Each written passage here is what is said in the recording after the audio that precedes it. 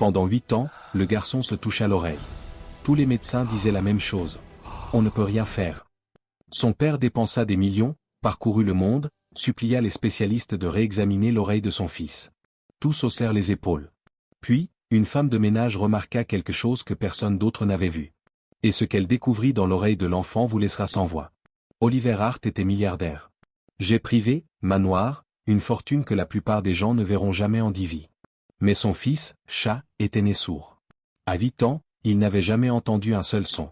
Oliver avait tout essayé. John Hopkins, la Suisse, Tokyo. Des spécialistes qui facturaient des milliers de dollars de l'heure. Ils firent des tests, des scanners, des interventions. Tous dirent la même chose, irréversible. Acceptez-le. Mais Oliver ne pouvait pas l'accepter. Chat était tout ce qu'il y restait. Sa femme était morte en donnant naissance à ce garçon. Alors Oliver continua de chercher, continua de dépenser, continua de supplier Dieu de lui donner une réponse. Ce qu'il ignorait, c'est que la réponse ne venait pas d'un hôpital. Elle venait de la femme qu'il venait d'embaucher pour faire le ménage. Victoria était femme de ménage. 27 ans. Sans diplôme, sans qualification. Juste une femme qui essayait de payer les factures de la maison de retraite de sa grand-mère. Mais elle remarqua quelque chose chez Chat que tous les spécialistes avaient ignoré. Quelque chose dans son oreille. Quelque chose de sombre. Et un soir, alors qu'Oliver était absent, elle prit une décision qui allait soit sauver la vie de ce garçon, soit lui coûter la sienne. Que s'est-il passé ensuite? Je vous invite à le découvrir par vous-même. Avant de continuer, abonnez-vous, aimez cette vidéo et dites-moi en commentaire d'où vous la regardez. Je suis convaincu que cette histoire vous a rejoint aujourd'hui pour une raison. Le manoir Hart s'étendait sur 16 hectares de terre dans le Connecticut. De l'extérieur, il semblait idyllique. Colonnes géorgiennes, fenêtres scintillant au soleil, jardin impeccablement entretenu. Mais à l'intérieur, le silence. Un silence pesant, lourd, comme si quelque chose était mort et que personne ne l'avait encore enterré. Les domestiques circulaient dans les couloirs sans un mot. Leurs pas étaient feutrés, prudents. Ils avaient vite appris, Monsieur Hart aimait le calme. Pas de musique dans cette maison. Pas de télévision allumée. Pas de rire résonnant contre les murs. Juste le silence. Et quelque part dans ce silence, un père se noyait. Oliver Hart passait la plupart de ses soirées assis dans son bureau, à contempler les portraits de sa famille. Au-dessus de la cheminée, celui de Catherine, sa femme. Son sourire figé dans la peinture à l'huile, ses yeux encore brillants, encore vivants. À côté d'elle, un portrait de lui, plus jeune, plein d'espoir. Et entre eux, Chat, âgé de 3 ans sur le tableau. Avant même qu'Oliver ne comprenne que son fils n'entendrait jamais le nom de sa mère, Catherine mourut le jour de la naissance de Chat. Des complications, comme l'avaient dit les médecins. Trop d'hémorragie. Trop peu de temps. Oliver lui tenait la main tandis que la lumière quittait ses yeux. Elle avait essayé de dire quelque chose. Ses lèvres bougeaient, mais aucun son n'en sortait. Tout comme leur fils. Oliver ne se le pardonna jamais. S'il avait choisi un autre hôpital, s'il avait exigé de meilleurs soins, s'il avait été plus attentif, peut-être serait-elle encore là. Peut-être que Chat serait différent. La culpabilité pesait sur sa poitrine comme une pierre impossible à soulever. Alors il fit la seule chose qu'il savait faire, dépenser de l'argent. Des millions de dollars. Les meilleurs spécialistes du monde. Des vols transocéaniques, des hôtels dont une seule nuit coûtait plus que le salaire mensuel de la plupart des gens. Tous les médecins disaient la même chose. La surdité de votre fils est congénitale. Nous ne pouvons rien faire. Vous devez l'accepter. L'accepter? Comment accepter que son fils vive à jamais dans le silence? Comment accepter que Chat n'entende jamais son père lui dire « Je suis désolé que ta mère ne soit plus là ?» Alors Oliver continua de chercher. Continua d'écrire des chèques. Continua d'espérer. Il ne se doutait pas que la réponse ne viendrait pas d'un spécialiste. Elle viendrait d'une personne à laquelle il n'aurait jamais pensé prêter attention. Une personne qui franchirait sa porte avec pour seul bagage sa foi, et des factures impayées. Elle s'appelait Victoria. Et elle allait tout changer. Un garçon était assis près des fenêtres, la main collée à la vitre, regardant le monde défiler sans lui. Victoria voyait parfois son regard se poser sur son père lorsqu'Oliver passait sans s'arrêter, et elle remarquait comment ses petites épaules s'affaissaient légèrement. Elle voyait aussi comment il touchait sans cesse son oreille, grimaçant à chaque fois, et comment personne ne semblait le remarquer. Ou peut-être avait-il cessé de le remarquer depuis longtemps. Un après-midi, Victoria faisait la poussière dans le couloir près de la véranda lorsqu'elle vit Chat aux prises avec une aile de maquette d'avion. Ses petits doigts n'arrivaient pas à emboîter la pièce. La frustration se lisait clairement sur son visage. Elle ne devait pas s'en mêler. L'avertissement de Madame Patterson résonna dans son esprit. Mais avant même qu'elle ne puisse se retenir, Victoria s'agenouilla et prit délicatement l'aile. D'un léger clic, elle l'a mis en place. Chat leva les yeux vers elle. Pendant un instant, ils se fixèrent. Puis quelque chose se produisit. Un sourire presque imperceptible, une simple étincelle au coin de ses lèvres.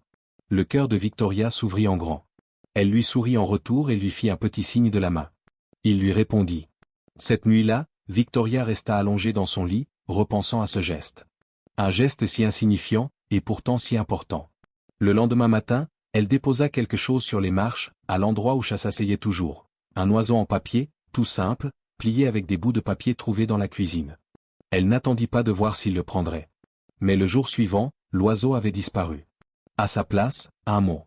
2 mots, écrits d'une écriture tremblante, merci. Victoria serra le papier contre sa poitrine et ferma les yeux. Dans le silence, elle murmura.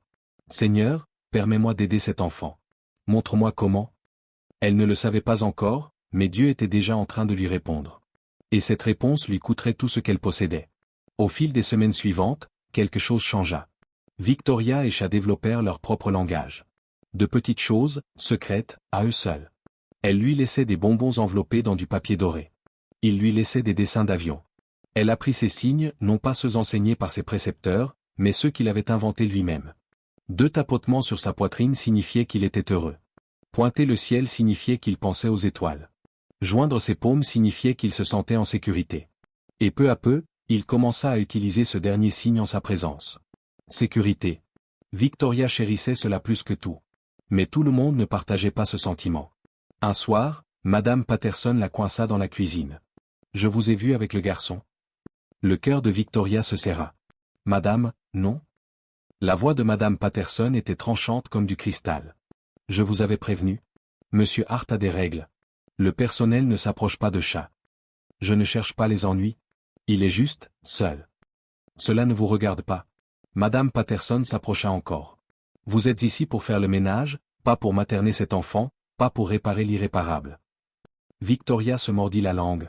Réparer l'irréparable. C'était ce que tout le monde disait. Même dans cette maison, là où vivait l'enfant, ils avaient tous abandonné. Si Monsieur Hart découvre que vous vous mêlez de ses affaires, vous êtes renvoyé. Sans recommandation. Sans seconde chance. Le regard de Madame Patterson était glacial. Pensez-y. Elle s'éloigna, le claquement de ses talons résonnant comme un compte à rebours. Cette nuit-là, Victoria était assise sur son lit, le regard fixé sur le mur. Elle pensait à sa grand-mère, aux factures, au salaire dont elle avait désespérément besoin. Elle pensait à Chat, à son regard triste, à sa douleur silencieuse. Les paroles de Madame Patterson résonnaient dans sa tête. Réparer l'irréparable. Mais si c'était réparable? Et si tout le monde se trompait? Victoria prit sa Bible et la serra contre elle. Seigneur, je ne sais pas quoi faire. Je ne peux pas perdre ce travail, mais je ne peux pas ignorer ce que je vois. Elle attendit dans le silence. Aucune réponse ne vint. Seulement le poids d'une décision qu'elle n'était pas prête à prendre. Dehors, la lune était basse et lourde. Dans son cœur, une guerre faisait rage, entre ce dont elle avait besoin pour survivre et ce qu'elle savait être juste. Elle ne le savait pas encore, mais cette guerre toucherait bientôt à sa fin. Car le lendemain matin, tout allait changer. Le lendemain matin fut froid et silencieux. Victoria balayait le couloir lorsqu'elle l'entendit. Un bruit sourd. Puis plus rien. Elle s'arrêta, tendit l'oreille. Un autre son comme un cri étouffé. Son cœur fit un bond. Elle suivit le bruit jusqu'à la porte du jardin. Et là, Chat était assis sur le banc de pierre, son petit corps recroquevillé, les 2 mains pressées contre son oreille droite. Son visage était déformé par la douleur. Des larmes ruisselaient sur ses joues, mais aucun son ne sortait de sa bouche. Il pleurait en silence. Victoria laissa tomber le balai et courut vers lui. Elle s'agenouilla devant lui, les mains tremblantes. « Chat, Chat, regarde-moi. » Il ouvrit les yeux rouges, humides, remplis de souffrance. Elle signa doucement. « Ton oreille ?» Il hocha la tête. De nouvelles larmes coulèrent. Victoria sentit sa poitrine se serrer. « Puis-je regarder ?» signa-t-elle prudemment. « Je serai douce. Je te le promets. » Il hésita. La peur traversa son visage. Puis il se pencha en avant. « Fais-moi confiance. » Cet enfant, examiné et manipulé par des médecins toute sa vie, lui faisait confiance.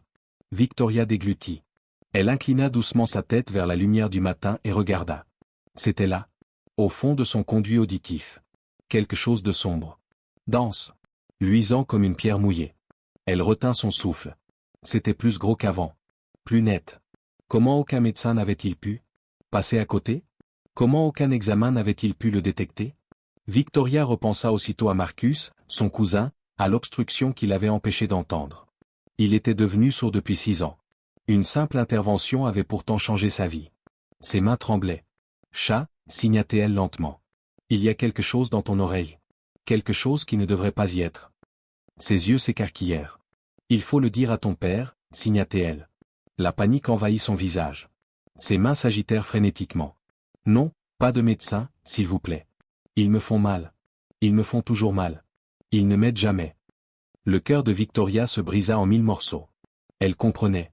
8 ans de spécialiste. 8 ans d'examen. 8 ans de douleur sans répit. Il avait appris que l'aide signifiait souffrance. Elle prit doucement ses petites mains dans les siennes et plongea son regard dans le sien. « Je ne te ferai jamais de mal, murmura-t-elle. Jamais. » Il la fixa. Peu à peu, sa respiration se calma. Mais la peur ne quittait pas ses yeux. Victoria resta près de lui jusqu'à ce que ses larmes sèchent, jusqu'à ce que ses mains cessent de trembler. Puis elle rentra, l'esprit tourmenté. Elle savait ce qu'elle avait vu. Elle savait ce que cela signifiait. Mais que pouvait-elle faire? Le dire à Oliver? Il appellerait d'autres spécialistes.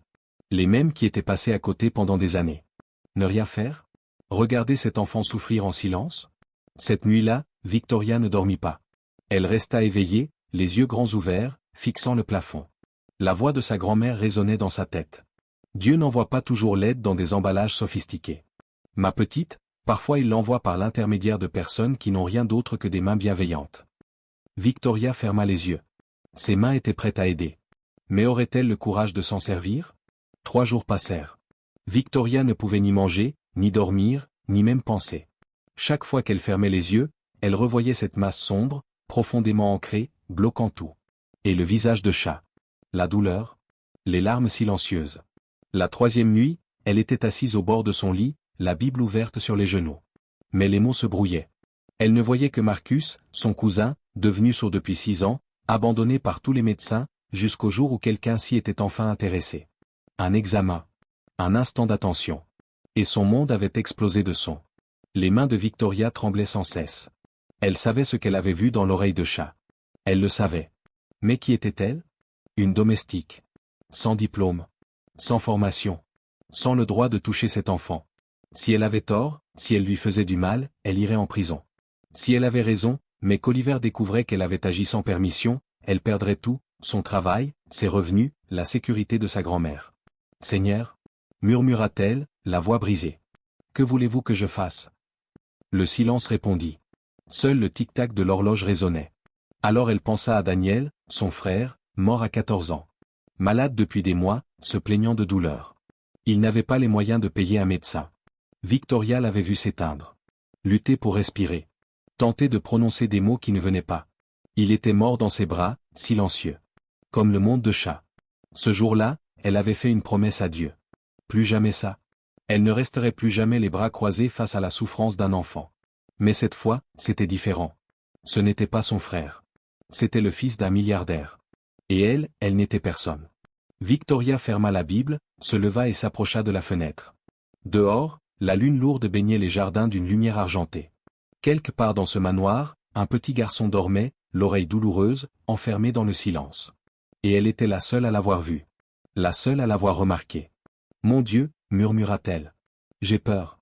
J'ai tellement peur. » Puis, presque inaudible. « Mais si c'est bien ce que vous me demandez ?» Sa voix s'éteignit. Elle se souvint des paroles de sa grand-mère. Le Seigneur n'appelle pas l'enfant déjà préparé. Il prépare celui qui l'appelle. Victoria s'essuya les yeux. La décision était prise. Demain, si Chat montrait à nouveau des signes de douleur, elle agirait. Elle ferait confiance à ce que Dieu lui avait révélé, même si cela devait tout lui coûter. Le cœur battant à tout rompre, elle se glissa dans son lit. Le sommeil tarda à venir. Mais la paix, elle, était là. Une paix étrange. Lourde. Celle qui vous envahit lorsque vous décidez de vous jeter dans le vide et de faire confiance à Dieu pour vous rattraper. Le lendemain approchait.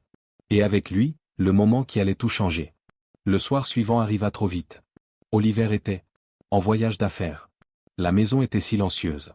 Victoria pliait le linge dans le couloir lorsqu'elle l'entendit. Un bruit sourd. Son cœur s'arrêta. Elle courut vers le bruit. Chat était allongé sur le sol du couloir, recroquevillé, les mains pressées contre ses oreilles, le visage déformé par la douleur. Des larmes coulaient sur ses joues.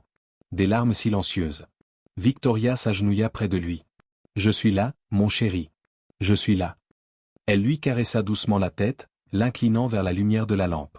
La masse sombre était désormais clairement visible, gonflée, comprimant son conduit auditif. Ses mains tremblaient. C'était le moment. Elle plongea la main dans sa poche et en sortit la pince à épiler stérilisée qu'elle avait prise dans la trousse de premier secours 3 jours plus tôt, au cas où. Son souffle se coupa. « Seigneur, murmura-t-elle, guide mes mains, je t'en prie. » Chat leva les yeux vers elle. Grands ouverts. Effrayé, mais confiant. « Je ne te ferai pas de mal, signa-t-elle d'une main. Je te le promets. » Il hocha lentement la tête.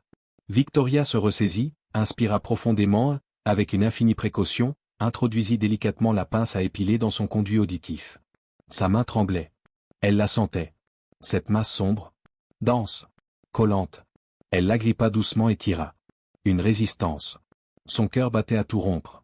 Elle tira de nouveau. Lentement. Prudemment. Puis relâcha. Quelque chose se libéra. Cela tomba dans sa paume. Sombre. Humide. Biologique. Des années d'accumulation qui lui avaient volé l'ouïe. Victoria fixa la chose. Son estomac se noua. Mais avant qu'elle ne puisse réagir, chat haleta. Un vrai allaitement. Audible. Fort. Sa main se porta à son oreille. Ses yeux s'écarquillèrent. Plus grands qu'elle ne les avait jamais vus. Il se redressa brusquement, regardant autour de lui dans le couloir comme s'il le découvrait pour la première fois.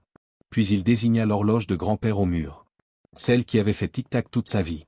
Celle qu'il n'avait jamais entendue. Sa bouche s'ouvrit. Un son sortit. Rugueux. Saccadé. Maladroit. Mais réel. Tic-tac. Les larmes de Victoria jaillirent. « Oui, mon chéri, » murmura-t-elle. « C'est l'horloge. Tu peux l'entendre. » Le corps de chat tremblait de tous ses membres. Il porta la main à sa gorge, sentit la vibration de sa propre voix. Ses yeux s'emplirent d'émerveillement, de peur, et d'autres choses encore. D'espoir. Sa bouche s'ouvrit à nouveau. Un mot. Le premier vrai mot qu'il ait jamais prononcé. Papa. Victoria sanglota. Elle le serra contre elle tandis que des sons envahissaient son monde pour la première fois en 8 ans. Tu peux entendre, murmura-t-elle dans ses cheveux. Merci, Jésus. Tu peux entendre. Chat s'accrocha à elle. Puis, des pas lourds et rapides résonnèrent dans le couloir. Victoria leva les yeux. Oliver Hart se tenait dans l'embrasure de la porte. Le visage blême. Les yeux rivés sur son fils étendu au sol, puis sur les mains ensanglantées de Victoria. « Qu'as-tu fait » Sa voix fit trembler les murs. Il se précipita, repoussa Victoria et saisit Chat par les épaules. « Qu'est-ce qu'elle t'a fait » Chat tressaillit au son de cette voix. Si forte. Si stridente. Puis il ouvrit la bouche. « Papa, je t'entends. » Oliver se figea. Son corps se raidit. « Quoi » Chat leva la main et toucha le visage de son père. « Ta voix » murmura-t-il. « C'est ta voix » Les jambes d'Oliver fléchirent. Mais avant même qu'il ne puisse comprendre, son regard se posa sur les mains de Victoria, le sang, la pince à épiler, la masse sombre. La terreur écrasa l'émerveillement. « Sécurité » hurla-t-il. 2 gardes apparurent aussitôt. « Éloignez-la de mon fils. » Le cœur de Victoria se brisa. « Monsieur, je vous en prie, écoutez-moi. Je ne lui ai pas fait de mal. Je l'ai aidé. Regardez. » Elle ouvrit la paume. C'était dans son oreille. C'est pour ça qu'il n'entendait pas. Je l'ai retiré. Vous n'êtes pas médecin, rugit Oliver. Vous auriez pu le tuer. Les gardes saisirent Victoria. Chat hurla. Un vrai hurlement. Non. Ne l'emmenez pas. La voix de son fils, forte, réelle, glaça le sang d'Oliver. Mais la peur l'emporta. Emmenez-la au poste de sécurité. Appelez la police. Victoria ne résista pas. En l'emmenant, elle se retourna vers Chat. Ça va aller, murmura-t-elle. Tout ira bien. Chat sanglotait. Des sanglots bruyants, désordonnés. Les premiers cris qu'il ait jamais émis. À l'hôpital, les médecins s'affairaient autour de Chat. Test. Scanner. Examen. Oliver arpentait le couloir, l'esprit en feu. Son fils parlait. Entendait. Réagissait au son. C'était impossible. Une infirmière s'approcha. Monsieur Hart, le docteur a besoin de vous parler immédiatement. Oliver entra dans un petit bureau. Le docteur Matthews l'attendait, grave. Monsieur Hart, je ne sais pas comment vous dire cela. Dites-le simplement. Le médecin fit glisser un dossier. Voici le scanner de votre fils, datant d'il y a 3 ans. Oliver l'ouvrit. Entouré en rouge, une note. Obstruction d'anse constatée dans le conduit auditif droit. Intervention immédiate recommandée. Le sang d'Oliver se glaça. Quelqu'un a vu ça? Le docteur hocha lentement la tête. Apparemment, oui. Mais aucun suivi n'a été effectué. Le dossier a été classé sous protocole de soins continus. Ces mots frappèrent Oliver comme une balle. Ils le savaient. Ils avaient vu l'obstruction et l'avaient laissé là. Parce que son argent était trop précieux. Parce que son désespoir rapportait. Ils ont rendu mon fils sourd, murmura Oliver. Volontairement. Le docteur ne répondit pas. Son silence confirma tout. Oliver se leva. Il devait retrouver une femme de ménage et lui présenter des excuses pour la vie entière. Victoria était assise seule dans le bureau de sécurité, les mains jointes, la tête baissée. Elle ne priait pas pour elle. Elle priait pour Chat. La porte s'ouvrit. Oliver Hart entra. Mais ce n'était plus le même homme. Ses yeux étaient rouges. Son visage brisé. « Victoria ?» dit-il doucement. Elle se leva. « Monsieur Hart, je peux expliquer. » « Non. » Il s'approcha lentement. « Ne vous expliquez pas. Ne vous excusez pas. » Puis il tomba à genoux. « Je suis désolé. Vraiment désolé. » Victoria eut le souffle coupé. « Les médecins le savaient, » dit-il. « Ils ont vu l'obstruction. Ils l'ont laissé là. » Les larmes coulaient sur son visage. « J'ai essayé d'acheter un miracle, et Dieu m'en a envoyé un par l'intermédiaire de la femme que j'avais engagée pour faire le ménage. » Victoria essuya ses larmes. « Dieu se sert de ceux qui sont prêts, » murmura-t-elle. « C'est ce que disait ma grand-mère. » Ils retournèrent ensemble à la chambre d'hôpital.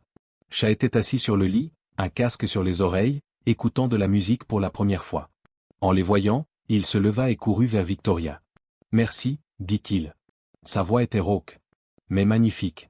Victoria le serra contre elle. « Tu as toujours mérité d'être entendu, mon chéri. » Chat se tourna vers son père. « Papa, j'entends ton cœur. Il bat vite. » Oliver éclata en sanglots et serra son fils. Pour la première fois en 8 ans, Chat entendit son père pleurer. Et Victoria, silencieuse à leur côté, put enfin respirer.